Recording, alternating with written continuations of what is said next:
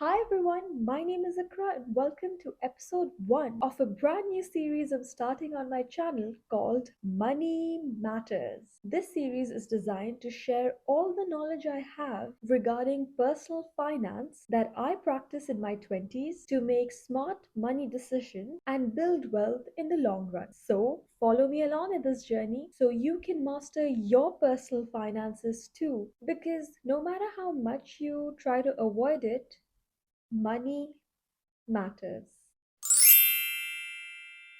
So, the first matter related to money that we will be discussing on episode 1 is all about net worth. You might have come across news articles, TikToks, and other social media posts predicting net worth of famous actors, singers, influencers, or companies releasing their net worth information in their financial documents. But you don't need to be famous or be a business to calculate your net worth. Any individual, regardless of how much money they have, can and should calculate their net worth. So, what exactly is net worth? To put it simply, net worth is a simple addition subtraction calculation of how much wealth you have at a given point in time. So, if you know how to add and subtract numbers either using pen, paper, calculator, or just mental maths, you are perfectly capable of calculating your net worth. And just how you can add, subtract numbers to make it negative,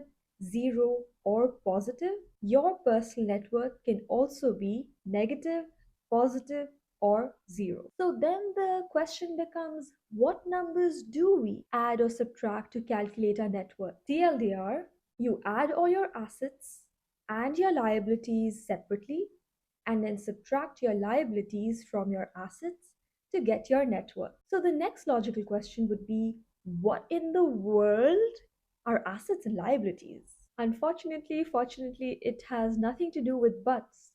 But technically, it's a calculation of all the shit that you've accumulated over the years in your life. The official definition of an asset by Investopedia is an asset is a resource with an economic value that an individual owns, whereas a liability is a resource with economic value that an individual owes to somebody else. Which is why you gotta make a list of all the things you own and all the things that you owe, add them up individually as your total assets and total liabilities. And when you subtract your total liabilities from your total assets, you get your net worth. Now remember, personal finance is obviously extremely personal. So your assets and liabilities will differ depending on your personal life, age, career choices, hobbies. But just to get your minds working, I'll give you a rough idea of what sort of things to consider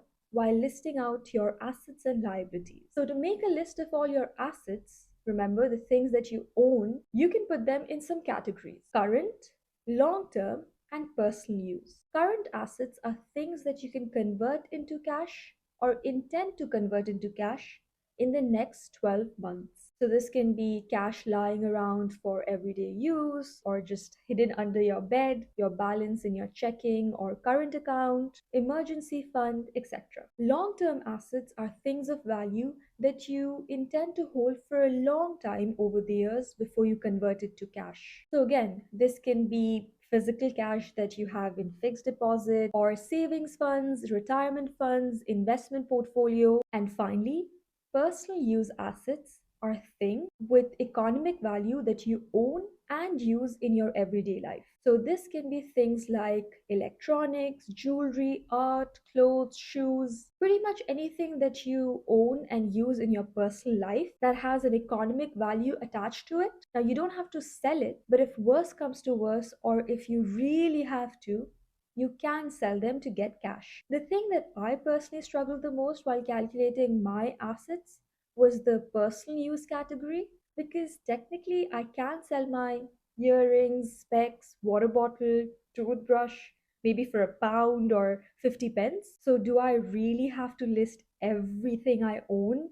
under my personal use assets category? And the answer is just like any other personal finance question, it depends and is very personal to your lifestyle. So for me, I set a entry limit value of £50.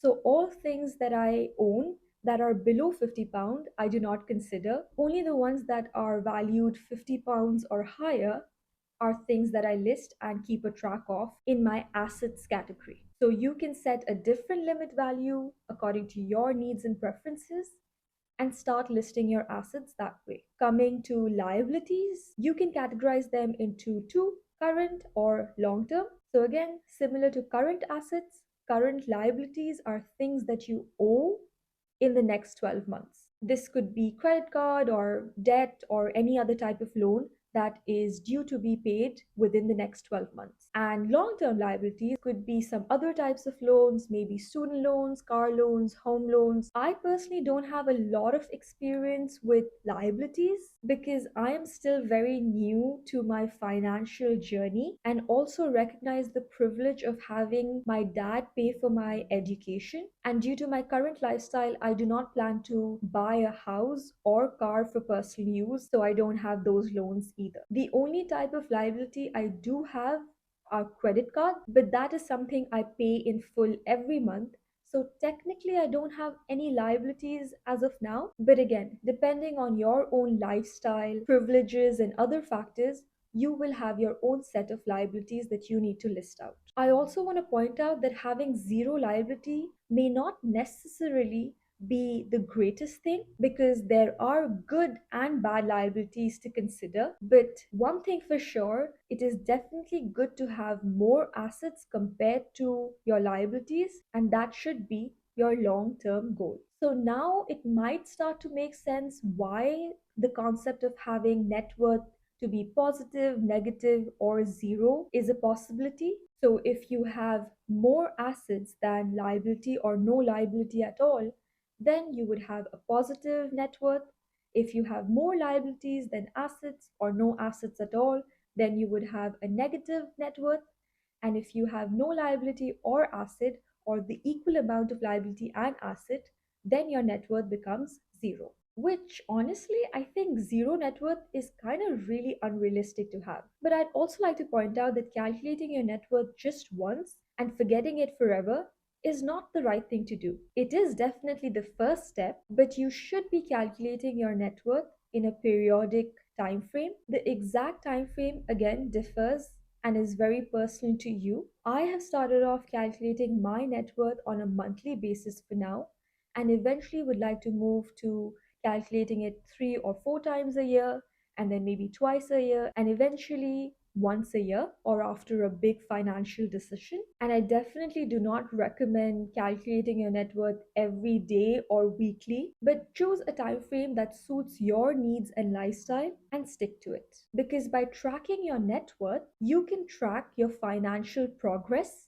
and see if the trend is going upwards, downwards, or staying consistent. It also helps you identify areas of improvement and, most importantly, expands your mindset to not just be hyper focused on your income, but rather look at the larger scale of your financial status by comparing your assets and your liabilities. This is why, even if there is someone that is earning a 6 or a 7 figure salary, which ideally should reflect in a great financial future, but even with that sort of income, if they have more liabilities than assets accumulated, their net worth will still be negative and could indicate poor financial health. So, with all that information, it is finally time to put all of that into practice. Let me show you how I list and calculate all my assets and liabilities, and in the process, reveal my current net worth. It is a bit daunting to share personal finance data publicly, so I hope I don't get judged for it. But I do think it is quite important to talk about personal finances without it being a taboo so that we can all learn from each other and get better together. So here goes nothing. Alright, so this is the Google Sheet that I use to track my net worth on a monthly basis. And as you can see, I only started this December of last year, and I pretty much calculated around the same date last week of every month. Again, you can pick whatever date suits you. Now, before I explain the top green, red, and yellow section, let us look at assets first. So I like to divide my assets as current, savings investments that become my long term, and personal use assets. For my current account, I have all my current checking bank accounts listed. NatWest, Monzo, Crew, each has its own purpose. And again, I can make a separate video about that later on. I also have a Qatar bank account, but while listing the amount, I converted to pounds and put a comment about the actual value and conversion rate. So if you're dealing with multiple currencies, this is a possibility. Then my side hustles, which aren't really much right now, but hopefully in the future, who knows?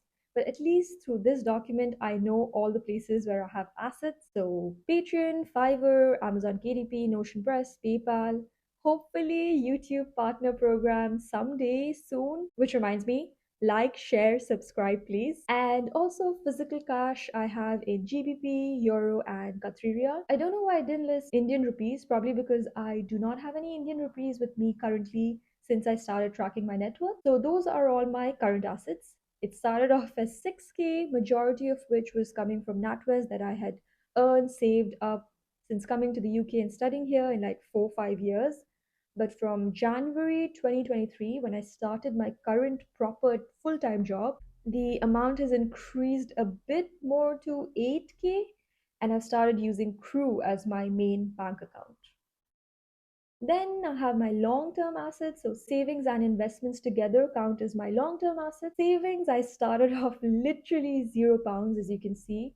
Opened up a bunch of Monzo and NatWest accounts for different goals like travel, birthday, random, emergency fund. And even though I started off with zero, I have been able to save up to 5K. But this is a lot of experimentation and trying different saving accounts to see how much I get back, what are the rules, etc. Most of which I stopped contributing after a few months. And this birthday fund is fixed until my birthday, which is in November. So I'm still learning and experimenting, but it is still nice to put everything in one document and see my overall savings assets. Coming to my most favorite section of this document, investment assets. Again, started off with 1K, which was pretty much only free trade and £175 in crypto. And this is only because I used to invest like £20, £50 every few months, starting in 2021 or something, when I was just starting to know there is this whole world related to personal finance and investing. And since then, again, I have been experimenting with a bunch of things. But one thing that is consistent, which is my Vanguard ISA account, where I invest a portion of my salary into an ETF, and my work pension account, where a portion of my salary already gets invested before I receive the remaining salary, and £60 on crypto every month, just Bitcoin, Ethereum, and Solana. So again, look at the power of regular investing, slow but steady, increased from 1K to close to 9K in 9 months. Finally, personal use assets. This section is a bit weird to me, so I listed whatever I thought is important to me, but this is the lowest category of all of them. Furniture, technically, I own a table and a chair, but I didn't list it. I don't think I own any expensive art or jewelry. I think I can sell my phones, which is why I listed them. Maybe ukulele for £20 if anyone is up for it. My laptop, VR headset if I really have to sell it. But this is whatever category. And I also want to point out that personal use categories are usually things that are depreciating in value. So every few months or so, I subtract a small amount from the one that is listed because I know they will depreciate in value over time. So you could also do that, or just go on eBay once in a while and see what other people are selling the same item for and put that number there. So those are all my assets, and I take a total of each category and add it at the very top. Coming to the liabilities section, but like I mentioned before, I don't have much experience with it, but it is still categorized as current and long term. The only data available is for my credit cards. I got an Amex this year, but my first credit card to build a good credit score was NatWest. And even though I've listed it here because this is the amount I owe on that particular date of calculation, this amount gets paid in full by first week of every month. But on this particular date, that is how much I owe my credit card companies. I do want to point out that from my limited understanding, if you get a large loan amount that you need to pay over the next 3 to 5 years, the amount that you owe for the next 1 year, you put in current, and the rest of the amount you put in long term category. That is why you see a duplication. But again, so far I haven't taken a loan or liability amounts and again add them all together. And once you have total assets and total liabilities, you subtract it to get your net worth, which is displayed at the very top and bottom. So as of now, my current net worth is close to 22K. I have no idea if that is good enough or not, but at least it is not negative. It is going up slowly, and I am proud to have started saving, investing regularly, and have a substantial cash in hand in case of any emergency. But honestly, I don't see a lot of people talking about their personal net worth unless they're like millionaires or billionaires, and also usually people of an older demographic, no one in their 20s. So I really hope my video has motivated you to calculate your net worth and perhaps share your number with me personally or in the comments below, whatever works for you, because it's high time we start talking about our finances earlier than later, and instead of getting jealous or despising people that talk about money, actually use that as a motivation or a source of information. So that is that. If you would like to use the same exact template that I use, I will link it in the description below. But just a heads up that I will ask you to fill a Google form before I make it available to you. The Google form is nothing crazy. Basically, it's a way for me to get feedback on the series that I'm working on. It'll really help me to provide better content for Money Matters. To fill it and get your free template as a thank you gift from my side. But the most important thing is to take out some time from your day to sit down, list all your liabilities, list all your assets, add them together, subtract them, and find your net worth, and repeat that process in a periodic fashion. That is all for episode 1 of Money Matters. If you enjoyed and learned something, please, please, please do like the video and comment. It helps with the algorithm, is what I've heard. Also, share my channel or this video with somebody else that might not know about net worth or you think could benefit from seeing this video, and do subscribe to this channel so you know when I post next. Yeah, so until next time when I return with another matter related to money, because remember, money matters. Okay, bye. Also, thank you to my patrons Anuj and George for supporting me. Thank you, thank you.